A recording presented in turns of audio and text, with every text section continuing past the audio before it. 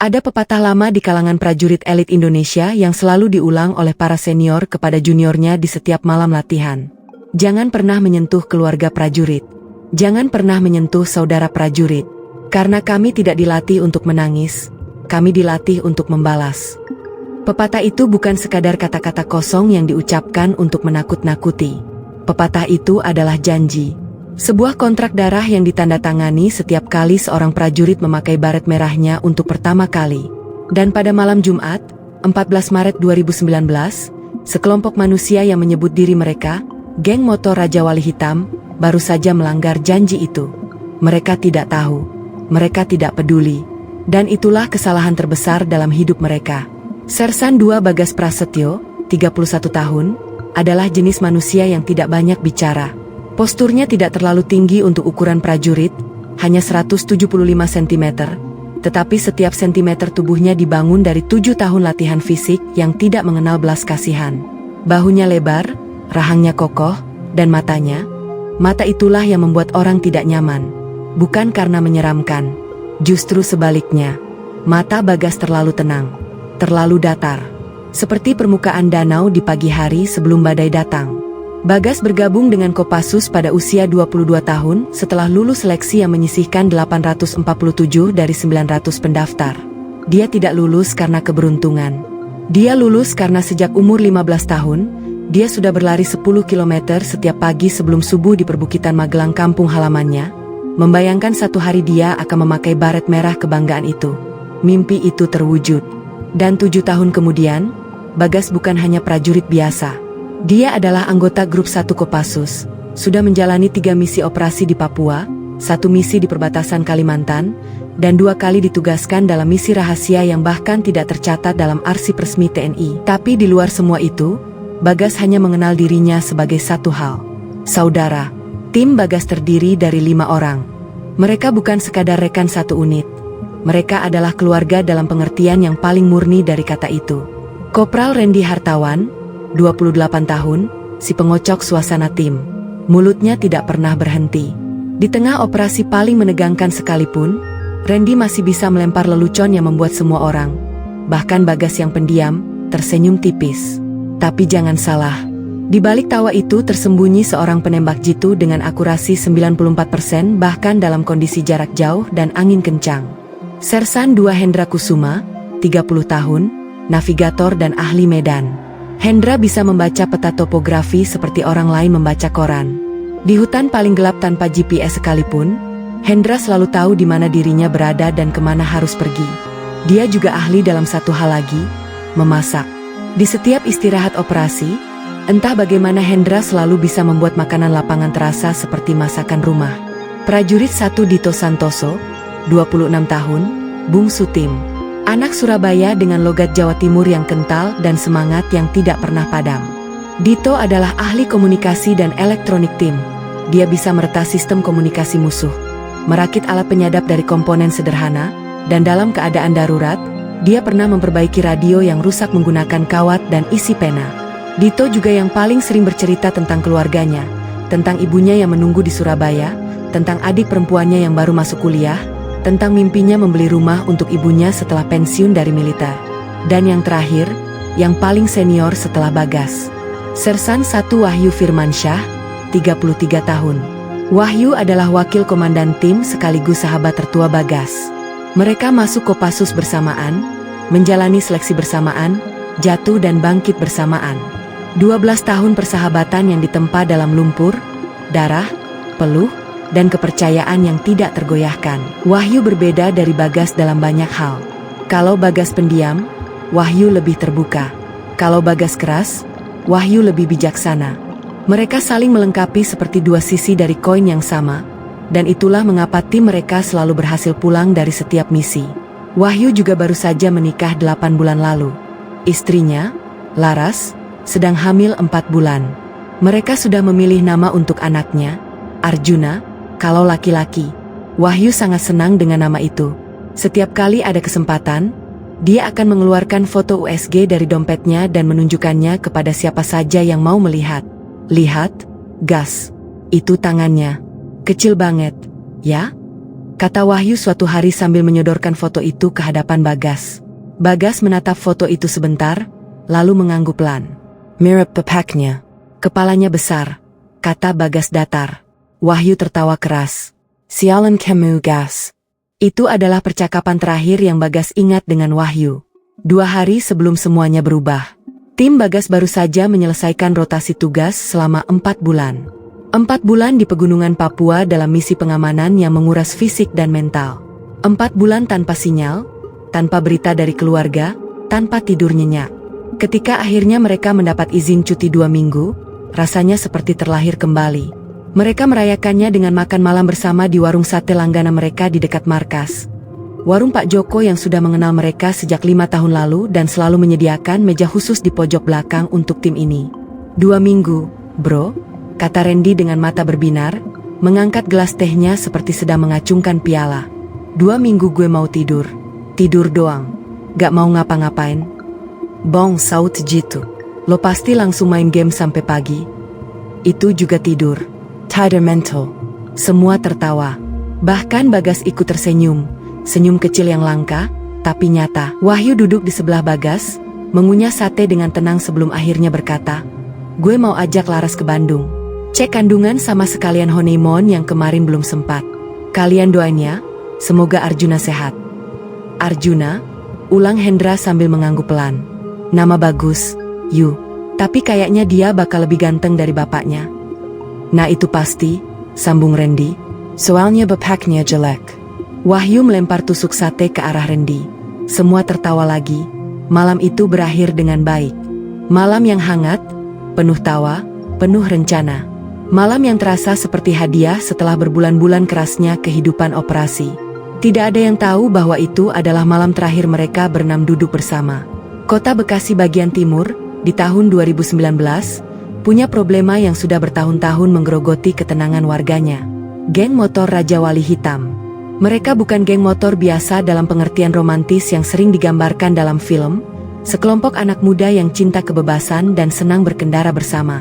Raja Wali Hitam adalah sesuatu yang jauh lebih gelap dari itu. Berdiri hampir 6 tahun lalu dari kumpulan anak-anak putus sekolah dan ex-narapidana muda, Raja Wali Hitam tumbuh menjadi organisasi kriminal jalanan yang mengendalikan beberapa wilayah di Bekasi Timur melalui kombinasi intimidasi, kekerasan, dan, yang paling berbahaya, ketidakpedulian mereka terhadap konsekuensi.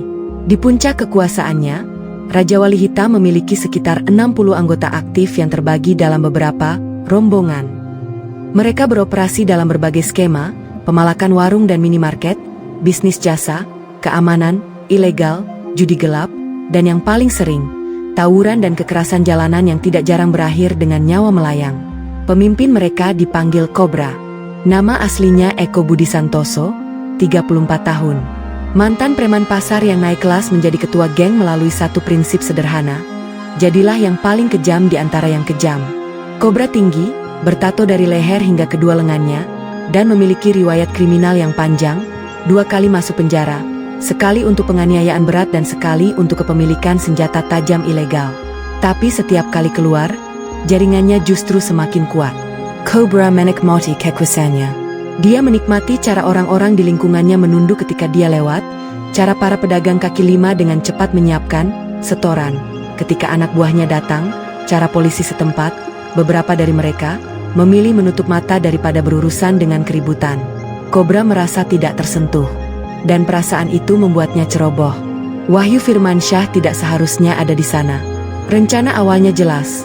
Malam Jumat itu dia hendak langsung pulang ke kontrakannya, berkemas, dan esok paginya berangkat ke Bandung bersama Laras untuk 2 minggu yang sudah mereka rencanakan dengan seksama. Tapi kemudian Randy menelepon. Yu, gue kunci motor gue ketinggalan di toko bengkel deket Pasar Jatiasih. Lo bisa antar gue gak? Gak jauh, beneran. Wahyu menggila napas. Ren, serius lo? Malam-malam gini? Please, Yu. Lo kan satu-satunya yang ada motor. Bagas udah balik Magelang, Hendra lagi di rumah mertuanya, Dito gak ada SIM. Wahyu diam sebentar, lalu tertawa kecil. Dasar lo. Oke, tunggu gue. Itu adalah keputusan sederhana. Keputusan yang dibuat dari kebaikan hati yang paling tulus, seorang sahabat yang tidak bisa berkata tidak ketika temannya membutuhkan bantuan. Keputusan yang mengubah segalanya. Mereka pergi berdua. Wahyu mengendarai motornya, Randy di belakang. Perjalanan seharusnya hanya 20 menit pulang pergi. Randy mengambil kunci motornya di bengkel yang sudah hampir tutup. Mereka bercanda sebentar dengan si pemilik bengkel yang sudah kenal Randy, lalu mulai berkendara pulang. Disitulah semuanya pecah. Di persimpangan Jalan Raya Jatiasih, sebuah konvoi motor, belasan, mungkin 20-an, tiba-tiba memenuhi jalan dari arah berlawanan. Mereka berkendara ugal-ugalan, memaksa kendaraan lain minggir, klakson bersahutan, knalpot racing mereka memekakan telinga. Raja Wali Hitam sedang dalam satu dari banyak, arak-arakan, malam mereka. Wahyu menepi, membiarkan konvoi itu lewat. Tidak ada niat konfrontasi, tidak ada alasan untuk itu. Tapi salah satu motor dari konvoi itu, dikendarai oleh seorang anggota yang belakangan diketahui bernama Ical, 22 tahun, salah satu anggota termuda dan paling temperamental di Raja Wali Hitam, terlalu mepet ke kanan dan hampir menyerempet motor Wahyu. Wahyu refleks membunyikan klakson sekali. Hanya sekali. Bagi orang normal, itu adalah reaksi wajar. Peringatan yang sah. Tidak ada yang salah. Tapi Ical bukan orang normal. Dan malam itu, dengan darah yang panas dan ego yang lebih panas lagi, satu kali bunyi klakson itu terasa seperti penghinaan di depan seluruh rombongan. Aku berhenti mendadak, berbalik. Dan dengan mata merah yang tidak sepenuhnya karena marah, ada sesuatu lain di sana. Mungkin alkohol, mungkin sesuatu yang lebih buruk. Dia turun dari motornya. Heh, lo yang bunyiin klakson? Wahyu tetap tenang. Tangannya tidak bergerak ke arah apapun yang mengancam. Ekspresinya datar, terkendali, ekspresi seorang prajurit yang terlatih untuk tidak bereaksi berlebihan dalam situasi apapun. Bro, motor lo hampir nyerempet gue. Gue cuma kasih tanda. Kasih tanda? Aku melangkah mendekat. Di belakangnya, beberapa motor dari konvoi mulai berhenti. Randy, di belakang Wahyu, mulai merasakan sesuatu yang tidak beres. Lo tahu lo lagi ngomong sama siapa? Gak perlu ribut, bro. Gak ada yang kenapa-kenapa. Kita lanjut aja. Tapi sudah terlambat untuk kata-kata. Ical sudah terlanjur berdiri di depan penonton, rekan-rekan segengnya yang berhenti dan menonton. Dan di depan penonton itulah ego paling berbahaya hidup.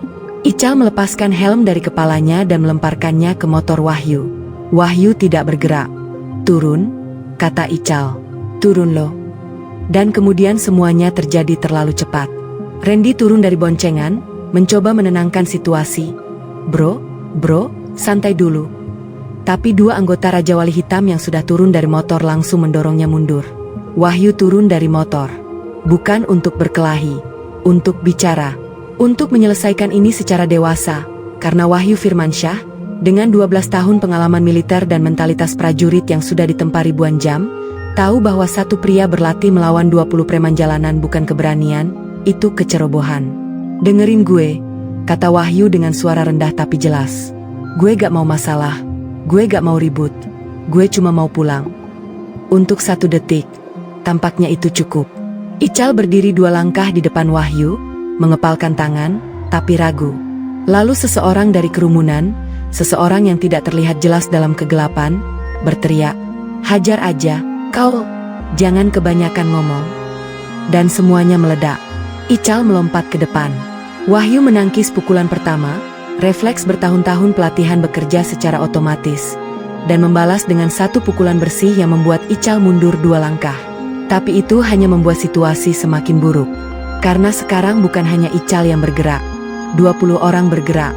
Randy berteriak memanggil nama Wahyu sambil berjuang melepaskan diri dari pegangan 2 orang yang menahannya. Wahyu melawan dengan semua yang dia punya, dan untuk beberapa detik yang panjang dan brutal, dia melawan dengan luar biasa.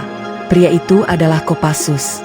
Tubuhnya adalah senjata yang diasah selama 12 tahun. Tapi 20 lawan 1 bukan pertarungan. Itu eksekusi.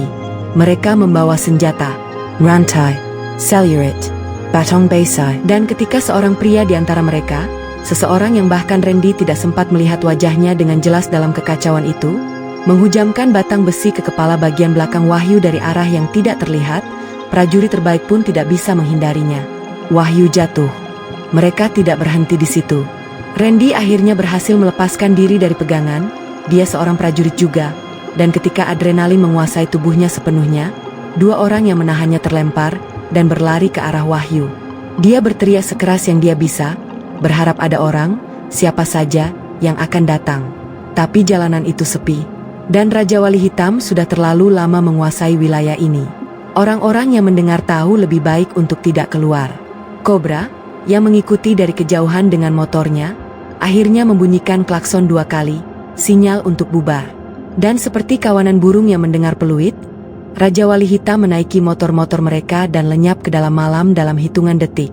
Meninggalkan Randy yang berlutut di aspal. Meninggalkan Wahyu yang tergeletak tidak bergerak. Darah mengalir dari kepalanya, napasnya lemah dan tidak teratur. Randy meraih ponselnya dengan tangan yang gemetar. Panggilan pertama, 119. Ambulance. Panggilan kedua, dengan suara yang tidak lagi bisa dia kendalikan. Gas. Gas, lo harus kesini sekarang. Wahyu. Wahyu habis dikeroyok. Gas. Dia gak sadar.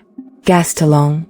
Di ujung telepon, di kamar kontrakannya di Magelang, Bagas Prasetyo berdiri diam selama 3 detik. 3 detik yang terasa seperti 3 jam. Gue kesana sekarang, kata Bagas.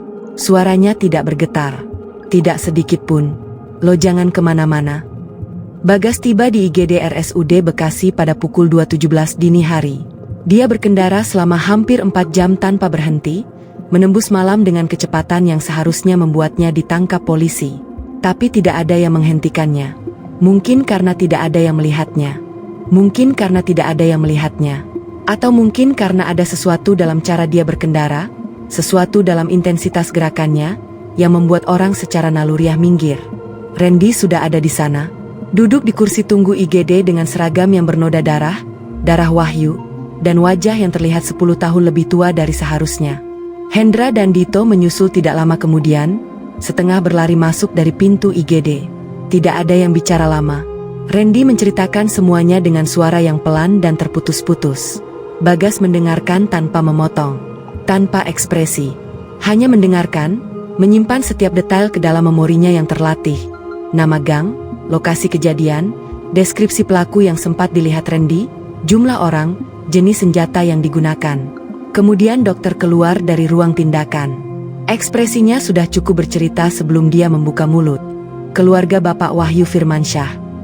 Mereka semua berdiri. Kami sudah berusaha semaksimal mungkin, kata dokter itu. Suaranya terlatih untuk menyampaikan berita buruk. Tenang, profesional, tapi ada kelelahan di sudut matanya. Beliau mengalami trauma kepala berat. Pendarahan di dalam otak sangat masif. Kami tidak bisa. Dokter itu berhenti sebentar. Beliau tidak tertolong. Kami menyampaikan belasungkawa yang sebesar-besarnya. Dito mengeluarkan suara, setengah teriakan, setengah isak, sebelum langsung menutupi mulutnya dengan tangan. Hendra mundur 1 langkah dan bersandar ke dinding, menutup matanya. Randy duduk kembali di kursinya, kepala tertunduk, bahunya terguncang. Bagas tidak bergerak. Dia berdiri di tempat yang sama. Wajahnya tidak berubah, matanya tidak berair. Hanya tangannya, tangan yang sudah pernah memegang senjata dalam misi paling berbahaya, tangan yang terlatih untuk tidak pernah gemetar, yang perlahan mengepal. 1 kali, 2 kali, 3 kali. Dokter itu, tanpa tahu mengapa, merasa tidak nyaman di bawah pandangan pria ini. Ada sesuatu dalam ketenangan Bagas yang terasa lebih berat dari kesedihan. Lebih berat dari tangisan. Bapak baik-baik saja? Tanya dokter itu, tidak tahu harus berkata apa. Bagas memalingkan wajahnya, bukan kepada dokter itu, tapi kepada pintu keluar rumah sakit.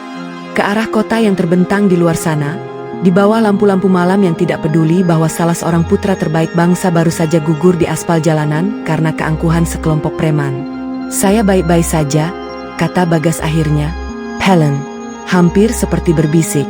Permisi. Dia berjalan keluar. Randy, yang mengenal Bagas lebih baik dari siapapun setelah Wahyu, menatap kepergiannya dengan tatapan yang bukan takut, tapi waspada. Seperti seseorang yang melihat langit berubah warna sebelum badai paling ganas dalam sejarah. Gas mau ngapain? Bisik Dito. Randy tidak menjawab segera. Dia hanya menatap pintu yang masih berayun pelan setelah dilewati Bagas. Gue gak tahu, kata Randy akhirnya. Tapi apapun itu, kasihan orang-orang yang ada di ujung sana. Bagas tidak tidur selama 3 hari. Bukan karena tidak bisa, Seorang prajurit Kopassus dilatih untuk tidur dalam kondisi apapun. Di lumpur, di pegunungan, di tengah suara tembakan. Bagas tidak tidur karena dia memilih untuk tidak tidur. Karena ada sesuatu yang harus diselesaikan terlebih dahulu. Hari pertama, Bagas mengurus semua keperluan, membantu keluarga Wahyu yang berdatangan dari Semarang, memastikan proses administrasi berjalan, mendampingi Laras yang hampir pingsan ketika mendengar berita. Dia melakukan semua itu dengan efisiensi dingin yang membuat beberapa anggota keluarga Wahyu tidak yakin apakah pria ini benar-benar berduka atau tidak. Tapi ketika Laras menggenggam tangannya, tangan yang terasa seperti batu dalam genggamannya, dan berbisik, "Bagas, tolong jaga Arjuna untuk Wahyu ya." Untuk pertama kalinya dalam 3 hari, Bagas menutup matanya sebentar, hanya sebentar. Hari kedua, Bagas mulai bergerak. Bukan secara fisik, secara intelijen. Dia menghubungi jaringan informasinya. Beberapa rekan lama yang kini bekerja di berbagai posisi, di kepolisian, di intelijen, di jalanan sekalipun. Informasi mulai mengalir kepadanya seperti sungai kecil yang pelan-pelan bergabung menjadi arus. Raja Wali Hitam. Markas utama mereka di sebuah bengkel tua di kawasan Jatiasih.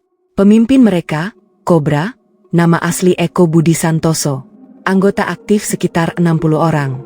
Rutinitas mereka, arak-arakan setiap Jumat dan Sabtu malam, kumpul di bengkel setiap Minggu sore. Bagas mencatat semuanya. Bukan di kertas, di kepalanya. Otak yang sama yang dilatih untuk menghafal peta, rute evakuasi, dan titik-titik kelemahan musuh dalam hitungan menit. Hari ketiga, Bagas menelepon ketiga anggota timnya yang tersisa. "Randy, Hendra, Jitu. Besok pagi, jam 6. Kita ketemu." "Di mana?" tanya Hendra. "Kalian tahu di mana?" Mereka tahu. Tempat yang hanya diketahui oleh mereka berlima, bertempat 5 sekarang, koreksi menyakitkan yang secara otomatis membetulkan dirinya sendiri dalam pikiran Bagas. Bertempat 4. Tempat yang dimaksud Bagas adalah sebuah gudang tua di pinggiran Cikarang. Milik seorang pensiunan TNI kenalan Bagas yang sudah lama kosong dan dipercayakan kuncinya kepada Bagas tanpa banyak pertanyaan. Mereka datang satu persatu di bawah sinar pagi yang masih dingin. Randy dengan lingkaran hitam di bawah matanya. Hendra dengan rahang yang terkunci dan tidak banyak bicara. Dito yang tampak lebih kurus dari 3 hari lalu, seolah kesedihan secara harfiah menggerogoti tubuhnya. Bagas sudah ada di sana terlebih dahulu. Duduk di atas peti kayu tua, dengan beberapa lembar kertas di tangannya, bukan dicetak, ditulis tangan dalam tulisan yang kecil dan rapi. Mereka duduk membentuk lingkaran kecil. Tidak ada kata-kata pembuka, tidak ada basa-basi. Bagas berbicara, "Wahyu sudah pergi, itu tidak bisa diubah. Henning, Laras sendirian sekarang. Arjuna yang belum lahir itu tidak akan pernah kenal bapaknya. Itu juga tidak bisa diubah. Hening yang lebih berat. Yang bisa kita ubah cuma satu hal." Bagas menandak sebentar, menarik napas. "Gue gak akan minta kalian ikut. Ini bukan misi resmi. Ini bukan perintah dari atas. Ini pilihan gue sendiri. Dan gue akan menanggung konsekuensinya sendiri kalau perlu." Randy angkat bicara pertama. Tanpa senyum, tanpa lelucon, mungkin untuk pertama kalinya dalam hidup Randy, wajahnya benar-benar serius sepenuhnya. "Lo pikir gue mau kemana, Gas?" Hendra mengangguk pelan. "Satu kali. Tegas." Dito mengeluarkan suara yang bukan kata-kata, lebih seperti tekad yang menemukan jalan keluarnya melalui satu embusan napas pendek. "Wahyu itu kakak gue. Dia yang ngajarin gue cara masang tenda di lapangan pertama kali. Dia yang traktir gue makan soto pas gue sakit demam tifoid 2 tahun lalu dan gak ada keluarga yang bisa datang. Gue gak kemana-mana, Sersan." Bagas menatap mereka satu persatu. "Ini bukan operasi resmi," ulangnya. "Aturan mainnya beda." "Kami tahu," kata Randy. Bagas mengangguk. Satu kali, dan kemudian meletakkan lembaran-lembaran kertas itu di lantai di antara mereka. "Kalau begitu, dengarkan baik-baik," katanya. "Ini semua yang perlu kita ketahui tentang Raja Wali Hitam." Di luar gudang tua itu, matahari pagi mulai naik di atas langit Cikarang. Burung-burung berkicau. Kendaraan mulai ramai di jalan raya yang tidak jauh dari sana. Kehidupan berlanjut seperti biasa, seperti yang selalu dilakukannya, tanpa peduli bahwa di dalam sebuah gudang tua yang sepi, 4 prajurit dengan duka yang belum kering sedang merancang sesuatu. Di suatu tempat di Bekasi Timur, di bengkel tua yang menjadi markas Raja Wali Hitam, Kobra sedang menikmati sarapannya.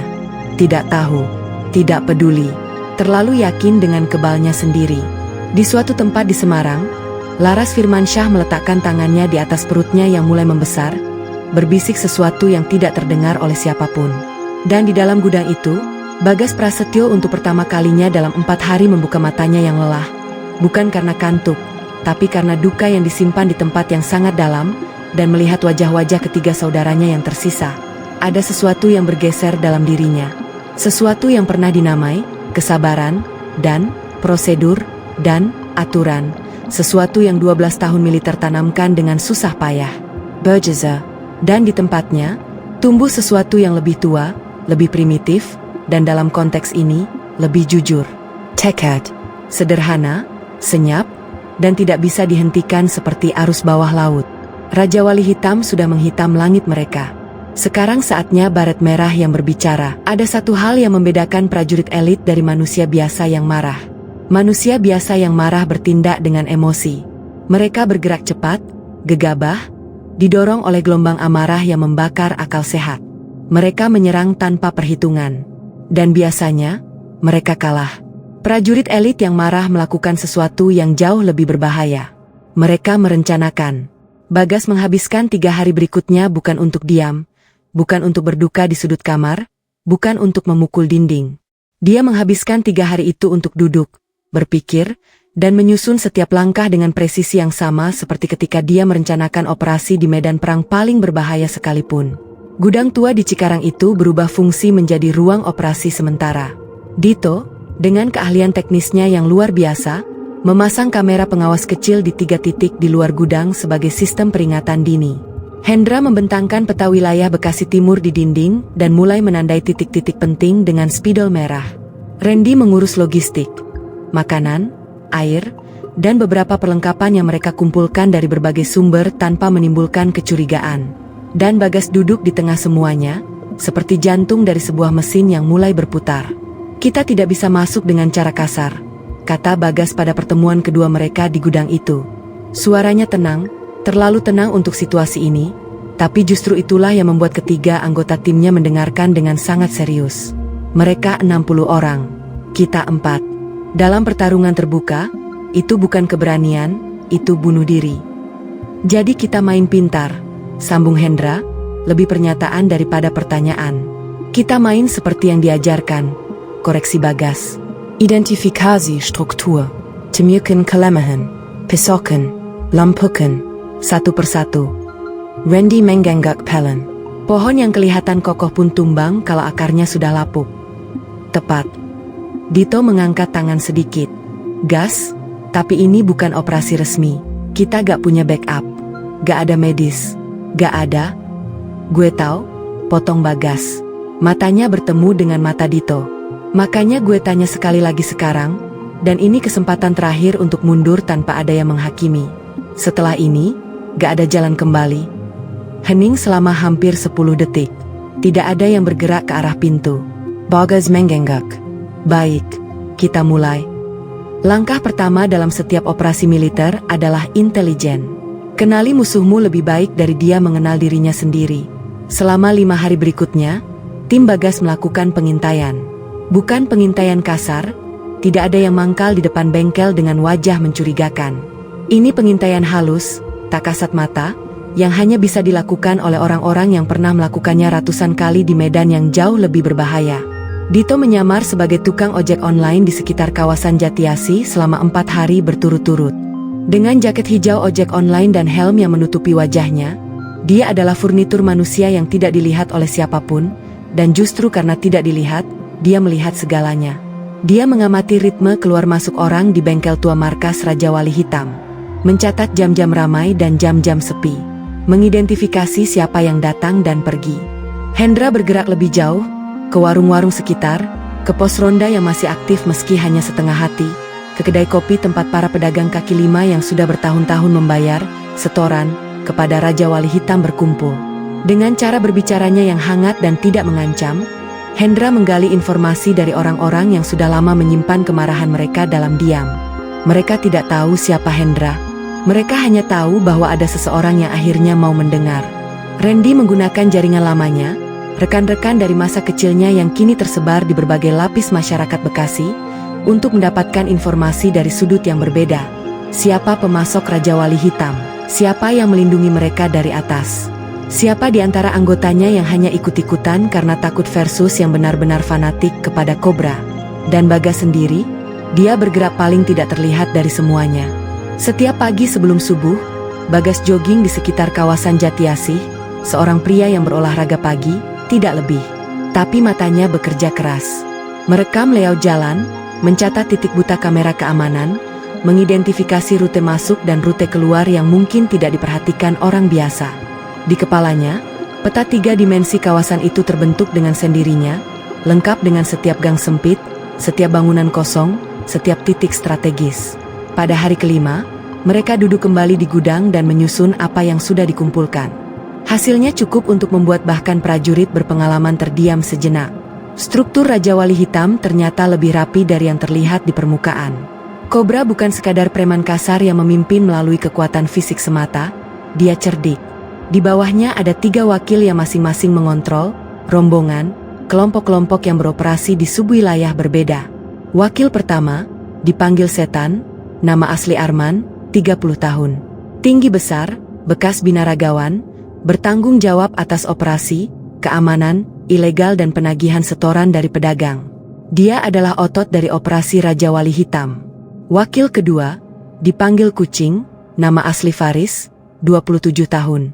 Lebih kecil dari yang lain, lebih tenang, lebih licik. Faris yang mengurus bisnis judi gelap dan koneksi dengan beberapa oknum yang Cobra gunakan sebagai tameng dari aparat. Dia adalah pikiran dari operasi ini. Wakil ketiga, si penembak pertama malam itu. Ical, 22 tahun. Bukan otak, bukan otot terkuat, tapi yang paling berbahaya dalam satu hal, tidak punya rem. Ical adalah pemicu, yang menyalakan api sebelum berpikir tentang konsekuensinya. Selalu terlindungi oleh lapisan-lapisan orang di sekitarnya, jarang terekspos langsung. Dia bukan jenis pemimpin yang turun ke jalanan sendiri. Dia mengarahkan dari belakang, dan itulah yang membuatnya bertahan selama 6 tahun. Pohonnya punya 3 akar besar, kata Hendra, menunjuk 3 nama di papan improvisasi mereka. Seaton, Kuking, Eichel. Kebut kedegannya, pohonnya oleng. Baru kita urus batangnya. Cobra, Gumam Rendi. Cobra, konfirmasi Bagas. Tapi dia paling belakang. Dia yang paling akhir. Kenapa? Tanya Jitu. Bagas menatap nama Cobra di papan itu. Karena gue mau dia tahu apa yang datang ke arahnya. Gue mau dia punya waktu untuk takut. Ical adalah yang pertama. Bukan hanya karena dia yang memulai malam itu, tapi juga karena dia yang paling mudah diprediksi. Dari pengamatan Dito selama beberapa hari, pola hidup Ical hampir tidak pernah berubah. Setiap malam Selasa, dia pergi sendirian ke warung internet tua di gang kecil dekat kawasan Pondok Gede, bukan untuk main game online, tapi untuk bertransaksi sesuatu yang tidak perlu dijelaskan lebih lanjut. Dia selalu pergi sendirian, selalu lewat jalur yang sama, selalu kembali sebelum tengah malam. Kebiasaan adalah kelemahan.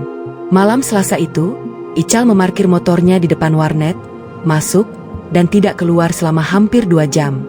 Ketika akhirnya dia keluar, udara sudah dingin dan gang di sekitar warnet sudah sepi sempurna. Ical berjalan ke arah motornya, mengeluarkan kunci dari saku. Tidak pernah sampai ke motor itu. Bagas muncul dari bayangan di sebelah kanannya, tidak berlari, tidak berteriak, tidak membuat keributan. Hanya muncul, seperti sesuatu yang memang sudah selalu ada di sana dan baru sekarang memutuskan untuk terlihat. Sebelum Ical bisa bereaksi, sebelum tangannya sempat bergerak ke arah manapun, Bagas sudah ada di belakangnya dengan kuncian yang membuat Ical tidak bisa bergerak. Tekanan yang tepat pada titik yang tepat, diajarkan dalam ribuan jam latihan bela diri militer. Bukan untuk membunuh, untuk mengendalikan. Diam, kata Bagas. Satu kata, pelan seperti bisikan tapi berat seperti batu. Eichel diam. Malam Jumat, 2 minggu lalu. Persimpangan JTAC. Lo ada di sana? Bukan pertanyaan. Ical tidak menjawab. Tapi tubuhnya, tubuh yang sudah diprogram oleh naluri untuk melawan, mulai tegang. Bagas merasakan perubahan itu dan mempererat kunciannya 1 tingkat. Hanya 1 tingkat. Tapi cukup untuk membuat Ical menghela napas kesakitan. Lo ada di sana? Ulang Bagas. Lo yang mulai. Gue. Gue gak tahu lo siapa. Lo gak perlu tahu gue siapa. Suara Bagas tetap datar. Tidak ada kemarahan di sana. Tidak ada getaran emosi. Justru itu yang paling menyeramkan. Dingin yang dalam selalu lebih menakutkan dari api. Yang perlu lo tahu, teman gue yang lo bantu bunuh itu punya istri yang lagi hamil. Dan sekarang dia sendirian. Henning, gue juga gak minta lo ngomong, potong Bagas. Gue cuma mau lo dengar, dan lo ingat. Apa yang terjadi selanjutnya tidak perlu dijabarkan dalam detail yang membuat mual. Yang perlu diketahui adalah ini, ketika Bagas pergi, Ical masih bernapas, masih hidup. Tapi ada beberapa hal pada dirinya, beberapa hal yang selama ini dia anggap tidak bisa disentuh oleh siapapun, yang kini tidak lagi utuh. Dan yang lebih penting, sebelum Bagas pergi, dia menyisipkan satu kalimat terakhir di telinga Ical. Sampaikan ke Kobra, ada seseorang yang mencarinya. Dia tidak terburu-buru, dia punya waktu. Ical tidak masuk ke markas Raja Wali Hitam selama 3 hari setelahnya. Setan, si otot Raja Wali Hitam, tidak semudah Ical untuk didekati. Arman adalah pria yang selalu dikelilingi orang. Kemanapun dia pergi, ada 2 atau 3 anggota yang mengikuti. Bukan karena dia tidak bisa jaga diri, tapi karena itu simbol status di lingkungan Raja Wali Hitam. Setan yang selalu dikawal adalah setan yang dihormati. Tapi bahkan orang yang selalu dikelilingi tetap punya momen sendirian. Hendra yang menemukan momen itu. Setiap Kamis pagi, Arman pergi ke sebuah gym tua di pinggir kawasan industri kecil tidak jauh dari Jatiasih. Bukan gym mewah dengan AC dan cermin mengkilap, tapi gym lama berbau keringat yang hanya punya peralatan dasar dan tidak pernah terlalu ramai.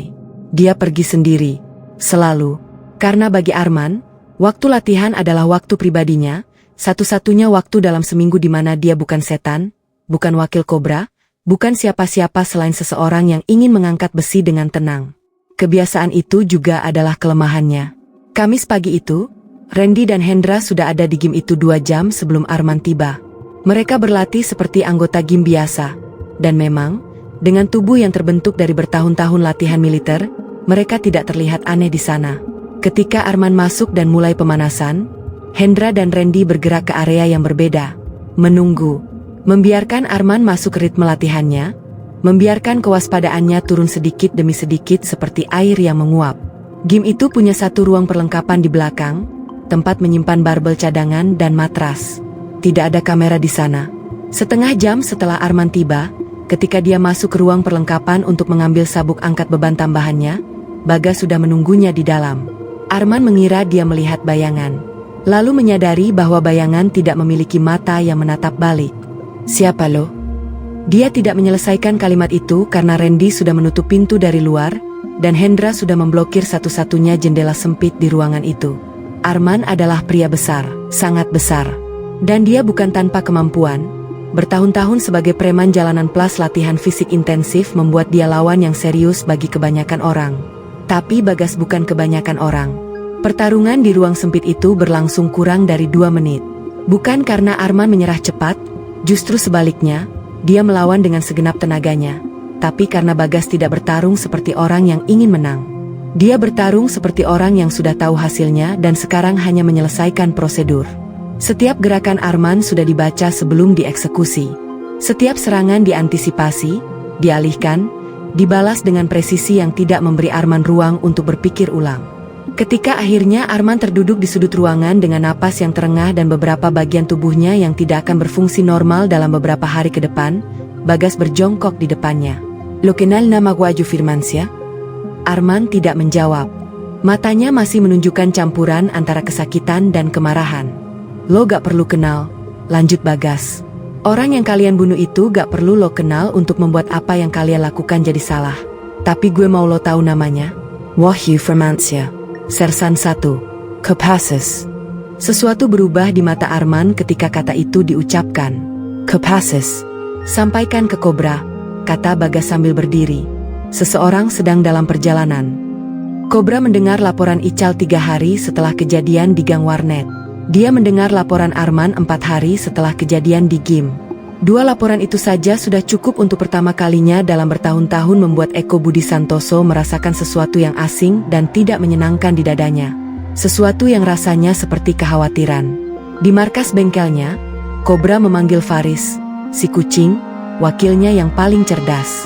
Ada yang incarin kita, kata Kobra tanpa pembukaan. Faris sudah tahu. Berita menyebar cepat di dalam jaringan yang rapat. Ical dan Arman cerita. Gue udah dengerin. Lo pikir ini siapa? Faris terdiam sejenak. Dia tidak bodoh. Justru itulah yang membuat dia berbeda dari anggota Raja Wali Hitam lainnya. Di mana yang lain bereaksi, Faris berpikir. Lo ingat malam itu di Jatiasih? Yang Ical mulai ribut sama dua orang? Kobra mengganggu Pelen. Salah satunya mati.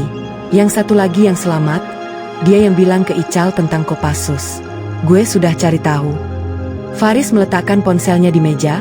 Layarnya menampilkan beberapa foto yang dikumpulkan dari berbagai sumber. Nama korban, Wahyu Firmansyah. Sersan 1 Kopassus. 12 tahun dinas aktif. Hening yang tidak nyaman turun ke ruangan itu. Dan yang selamat, rekan satu timnya. Namanya belum gue confirm. Tapi yang lebih penting, Faris berhenti sebentar, memilih kata-katanya dengan hati-hati.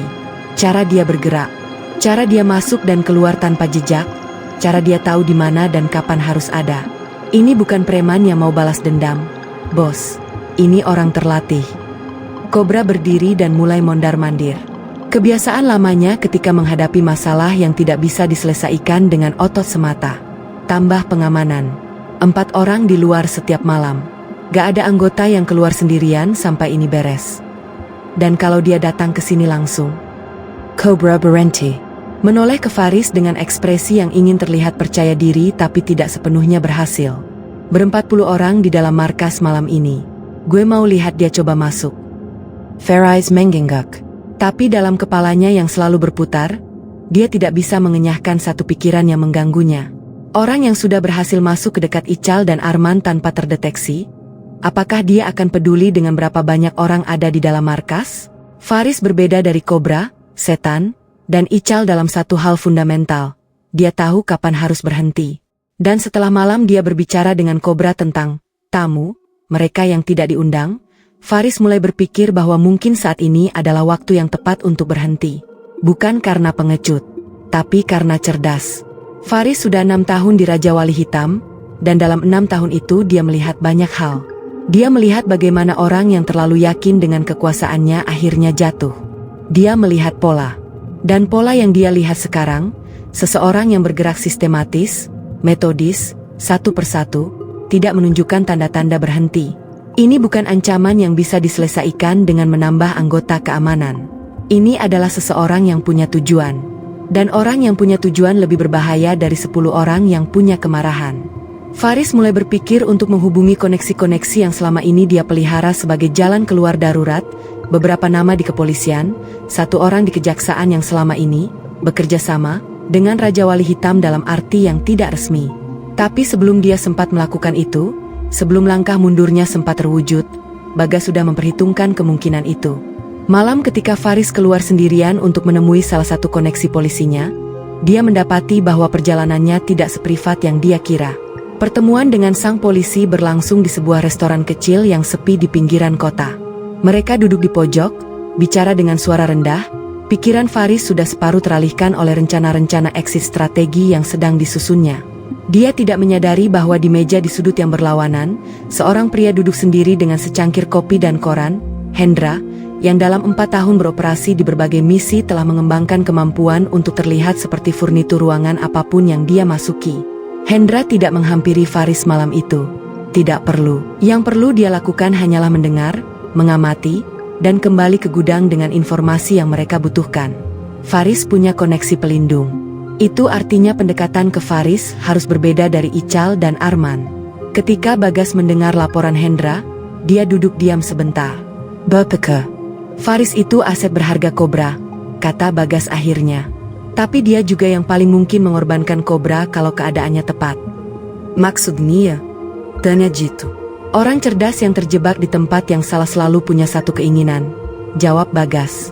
Jalan keluar. Kita kasih dia jalan keluar, dengan harga yang kita tentukan. Faris menemukan amplop itu di bawah wiper mobilnya 3 hari kemudian. Tidak ada pengirim. Tidak ada nama. Hanya 1 lembar kertas dengan tulisan tangan yang rapi. Danau Bekasi Barat. Bangku ketiga dari pohon beringin. Besok. Pukul 5.30 pagi. Datang sendiri. Ini bukan pilihan. Faris membaca surat itu 3 kali. Kemudian melihat ke sekeliling parkiran tempat mobilnya diparkir, di dalam kompleks yang dijaga, yang seharusnya tidak bisa dimasuki sembarang orang. Tangannya tidak gemetar. Faris bukan tipe orang yang gampang gemetar. Tapi di dalam dadanya, sesuatu yang sudah berdetak tidak teratur sejak beberapa minggu terakhir berdetak semakin kencang. Dia datang. Tentu saja dia datang. Karena Faris sudah cukup cerdas untuk tahu bahwa orang yang bisa menaruh surat di bawah wiper mobilnya di dalam area parkir berjaga adalah orang yang sudah cukup dekat untuk berbuat lebih dari sekadar menaruh surat, dan memilih tidak melakukannya adalah sebuah pesan tersendiri. Bangku ketiga dari pohon beringin di tepi danau itu sepi di pagi buta. Kabut tipis masih mengambang di atas permukaan air. Suara kota belum sepenuhnya bangun. Bagas sudah duduk di sana. Faris menghampiri dengan langkah yang terkontrol, tidak terburu-buru, tidak ragu-ragu, dan duduk di sisi yang berlawanan dari bangku itu. Mereka berdua menatap ke arah danau untuk beberapa detik. "Lo yang kirim surat itu?" kata Faris. "Bukan pertanyaan. Gue yang kirim surat itu," konfirmasi Bagas. "Lo yang hajar Ical sama Arman?" "Itu juga gue." Faris menoleh menatap Bagas untuk pertama kalinya secara langsung.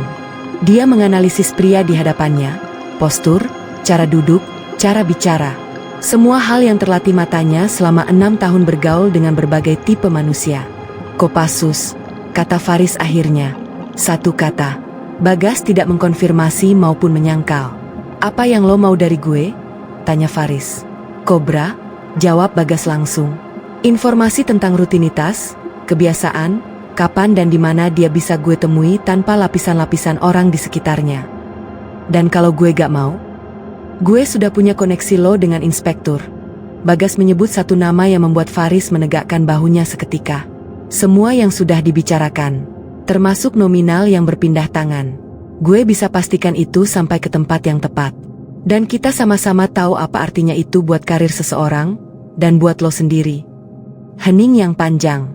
Burung-burung mulai berkicau di pohon-pohon sekitar danau. "Lo mau bunuh dia?" tanya Faris Pil.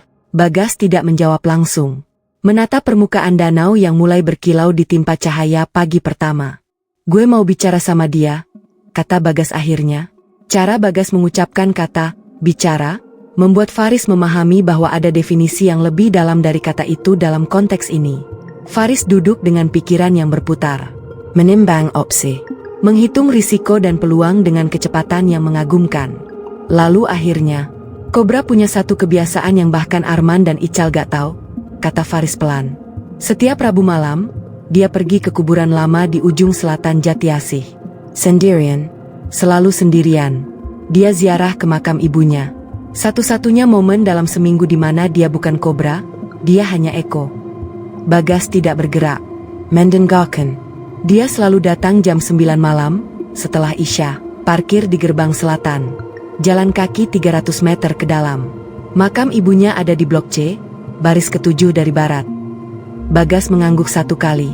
"Helen, menyimpan semua informasi itu. Kenapa lo bantu gue?" tanya Bagas. "Faris minatap deno." "Karena gue lelah," jawab Faris akhirnya, dengan kejujuran yang terasa seperti seseorang yang pertama kali melepaskan beban yang sudah lama dipikul. "Dan karena orang yang kalian bunuh itu, gue dengar dia punya istri yang lagi hamil. Ical harusnya gak mulai malam itu. Kita harusnya gak pernah ada di jalur itu." Bagas tidak berkata apa-apa. Dia berdiri dari bangku, menatap Faris sekali lagi. "Informasi lo berguna," kata Bagas. "Sebagai imbalannya, nama lo tidak akan ada dimanapun dalam apapun yang terjadi setelah ini. Tapi gue sarankan, mulai sekarang, lo jauh dari Raja Wali Hitam. Permanent." Faris mengenggak. Kali ini dengan gerakan yang terasa seperti keputusan, bukan ketakutan. Bagas berjalan pergi tanpa menoleh. Bab 15, Rabu malam. Mereka mempersiapkan diri selama 3 hari. Bukan karena butuh waktu sebanyak itu. Secara teknis, 4 orang terlatih bisa masuk dan keluar dari sebuah kuburan di malam hari tanpa banyak persiapan.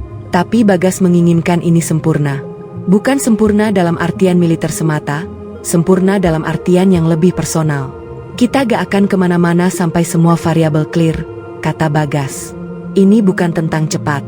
Ini tentang benar." Mereka melakukan 2 kali pengintaian terhadap kuburan tua di ujung selatan Jatiasi itu. Memetakan setiap jalan masuk, setiap titik gelap, setiap sudut yang bisa digunakan sebagai posisi pengamatan. Hendra, dengan kemampuan navigasi dan membaca medannya, menyusun 3 jalur masuk dan 2 jalur keluar darurat. Pada Rabu malam itu, langit Bekasi tertutup awan. Tidak ada bulan. Angin bertiup pelan dari selatan, cukup untuk meredam suara langkah. Mereka masuk ke area kuburan pukul 20.30, 30 menit sebelum waktu yang disebutkan Faris. Masing-masing mengambil posisi yang sudah ditetapkan. Randy di timur, dekat gerbang, memantau kedatangan. Hendra di utara, mengawasi jalan keluar utama. Dito di titik komunikasi mereka, memantau frekuensi radio setempat dan jalur keluar alternatif. Dan Bagas menunggu di blok C, di baris ke-7 dari barat. Duduk di atas batu nisan tua, dalam kegelapan yang hampir sempurna, menunggu dengan ketenangan yang hanya bisa dimiliki oleh seseorang yang sudah damai dengan apapun yang akan terjadi malam ini. Tepat pukul 21.03, di RPC kecilnya, suara Randy berbisik. Gas. Satu motor masuk dari gerbang selatan. Penanggang sendirian. Parker. Turun. Dia jalan masuk. Bagas tidak bergerak dari posisinya. Hanya mengangguk pelan, sebuah respons refleks meski tidak ada yang melihatnya. Langkah-langkah kaki terdengar di kejauhan, pelan, bukan terburu-buru, langkah seseorang yang familiar dengan tempat ini dan tidak merasa perlu tergesa. Suara sandal di jalur tanah sempit yang membelah deretan nisan. Kemudian langkah itu berhenti. Karena di baris ke-7 dari barat, blok C, di depan nisan bertuliskan nama sang ibu, ada seseorang yang duduk diam dalam kegelapan dan menunggu. Kobra, Eko Budi Santoso, 34 tahun, Ketua Raja Wali Hitam. Pria yang tidak pernah sekalipun membiarkan dirinya terekspos dalam 6 tahun terakhir, berdiri beku 2 meter dari Bagas. Hening selama beberapa detik yang terasa panjang sekali. "Siapa lo?" kata Kobra. Bukan pertanyaan. Pertahanan. Cara seorang predator yang mendapati dirinya berada di posisi mangsa mengulur waktu. "Gue yakin lo sudah dengar tentang gue," kata Bagas pelan. Tidak berdiri, tidak bergerak. Tetap duduk dengan kedua tangan di atas lutut. Dari Ical, dari Arman. Sedadik keheningen. Lo yang? Gue yang? Kobra satu langkah mundur. Tangannya bergerak, refleks mencari senjata yang biasa dia bawa. Tapi malam ini, malam ziarah yang selalu dianggapnya aman, dia membawa lebih sedikit dari biasanya. "Gue punya puluhan orang yang bisa gue telepon sekarang. Lo bisa coba?" kata Bagas. Masih tenang, masih tidak bergerak. "Tapi sebelum telepon pertama lo tersambung, gue sudah ada di sana. Dan semua orang yang akhirnya datang, mereka akan sampai terlambat untuk lo. Tapi cukup tepat waktu untuk membuat masalah buat diri mereka sendiri." Kobra tidak bergerak. Matanya beradaptasi dengan kegelapan, mencoba membaca pria di hadapannya. Mencari kelemahan, celah, sesuatu untuk dipegang. Tidak menemukan apapun. "Apa yang lo mau?" tanya Kobra akhirnya.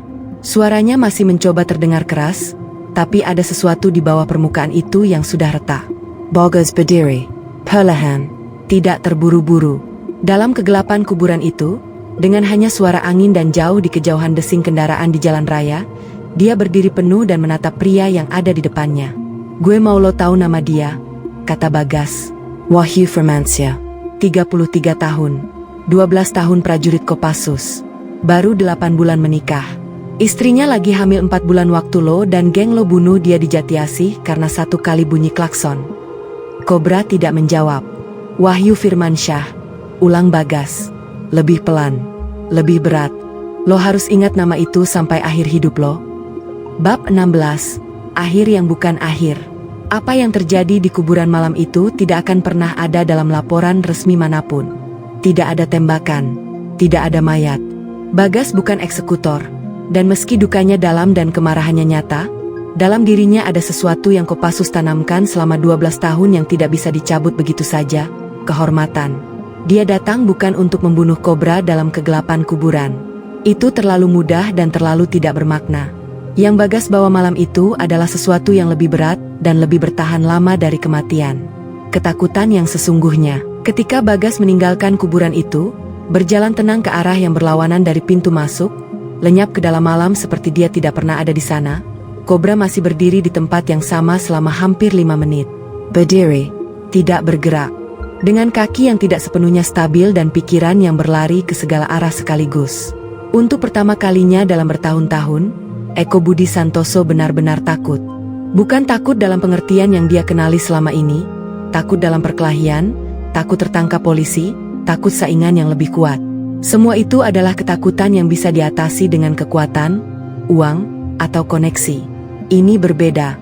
Ini adalah ketakutan menghadapi sesuatu yang tidak bisa dibeli, tidak bisa diintimidasi, tidak bisa dihentikan hanya karena kamu punya 60 orang di belakangmu. Dalam minggu-minggu berikutnya, sesuatu mulai terjadi pada Raja Wali Hitam dari dalam. Ical sudah tidak pernah kembali ke markas sejak kejadian di Gang Warnet. Kabar terakhir, dia pergi ke kampung asalnya di Jawa Tengah dan tidak berencana kembali. Arman, setan, masih ada tapi sudah tidak sama. Ada ketakutan di matanya yang dulunya hanya memiliki keangkuhan. Anggota lain mulai memperhatikan perubahan itu dan mulai mempertanyakan kepemimpinan. Faris sudah lama tidak muncul. Jaringannya yang rapi mulai runtuh dari tepi karena tidak ada yang mengurus. Dan Kobra sendiri, Kobra yang tidak tersentuh, Kobra yang kebal, mulai mendengar sesuatu yang belum pernah dia dengar sebelumnya di lingkungan ini. Bisik-bisik bahwa pemimpinnya takut. 4 minggu setelah malam di kuburan itu, sebuah laporan masuk ke kantor polisi setempat. Laporan dari puluhan pedagang kaki lima dan warga yang selama bertahun-tahun membayar setoran. Laporan yang entah bagaimana sangat terorganisir, sangat detail, mencantumkan nama-nama, tanggal-tanggal, jumlah uang, dan lokasi-lokasi yang sulit dibantah. Laporan yang disusun dengan rapi oleh seseorang yang terlatih untuk mendokumentasikan intelijen operasional. Tidak ada yang menghubungkan laporan itu dengan 4 pria yang pernah duduk di gudang tua di Cikarang dan membuat keputusan yang mengubah segalanya. Tidak ada nama, tidak ada tanda tangan, tidak ada bukti keterlibatan. Hanya laporan, bersih, rapi, dan tidak terbantahkan. 2 bulan kemudian, dalam sebuah operasi yang melibatkan gabungan Polres dan Polda, Raja Wali Hitam dibubarkan paksa. Kobra ditangkap di markas bengkelnya dengan puluhan bukti yang sudah dikumpulkan, termasuk senjata ilegal, dokumen transaksi judi gelap, dan kesaksian dari puluhan korban pemalakan yang akhirnya berani bicara. Dalam persidangan yang berlangsung beberapa bulan kemudian, Eko Budi Santoso divonis 12 tahun penjara. Epilog, sebuah nama yang diingat. 6 bulan setelah malam di Jatiasi yang mengubah segalanya, sebuah pesan singkat masuk ke ponsel Bagas Prasetyo. Dari nomor yang sudah dia simpan dengan nama, Laras, Wahyu. Pesannya pendek. Mas Bagas, Arjuna lahir tadi malam. Sehat. 3-2 kilogram. Matanya persis Wahyu. Terima kasih sudah jagain kami. Bagas duduk di tepi tempat tidurnya di kontrakannya yang sederhana di Magelang. Lampu kamar menyala redup. Di luar jendela, langit malam bersih dan penuh bintang. Jenis langit yang di saat lain mungkin terasa romantis atau damai, tapi malam ini hanya terasa seperti saksi bisu. Dia membaca pesan itu 3 kali. Kemudian meletakkan ponselnya di samping tempat tidur, merebahkan diri, dan menatap langit-langit kamarnya dalam keheningan yang panjang. Di suatu tempat di dalam dirinya, di tempat paling dalam yang bahkan 12 tahun militer tidak sepenuhnya mengubah, ada sesuatu yang akhirnya, sedikit demi sedikit, mulai melunak, bukan sembuh. Kehilangan tidak pernah benar-benar sembuh, tapi bergeser, seperti batu besar yang tidak bisa dipindahkan tapi bisa, dengan waktu dan kerja keras, sedikit demi sedikit digeser dari tempat ia menghimpit. Bagas memejamkan matanya. Di belakang kelopak matanya, untuk pertama kalinya dalam berbulan-bulan, wajah yang muncul bukan wajah Wahyu yang tergeletak di aspal Jatiasih. Yang muncul adalah wajah Wahyu yang tertawa keras, tulus, dengan tusuk sate di tangannya dan foto USG di saku bajunya, di warung Pak Joko yang sudah jadi tempat makan mereka selama bertahun-tahun. Lihat, Gas, itu tangannya. Kecil banget, ya? Bagas membuka matanya. Minatap, langit-langit. Kemudian, dalam keheningan malam Magelang yang senyap, Sersan 2 Bagas Prasetyo melakukan sesuatu yang tidak pernah dilakukannya di hadapan siapapun, tidak di hadapan timnya, tidak di hadapan keluarga Wahyu, tidak di rumah sakit ketika dokter menyampaikan berita itu. Dia menangis, pelan, tanpa suara, tapi nyata. Karena di balik setiap prajurit yang kuat, di balik setiap baret merah yang tegak, di balik setiap mata yang terlatih untuk tidak memperlihatkan apapun selain ketenangan, ada manusia. Dan manusia berduka. Tidak peduli seberapa keras mereka dilatih untuk tidak melakukannya. Arjuna Firmansyah lahir ke dunia tanpa pernah mengenal bapaknya. Tapi dia akan tumbuh tahu satu hal, bahwa bapaknya adalah prajurit terbaik yang pernah memakai baret merah itu, dan bahwa ketika dia pergi, saudara-saudaranya tidak melupakannya. Tidak pernah. Selesai.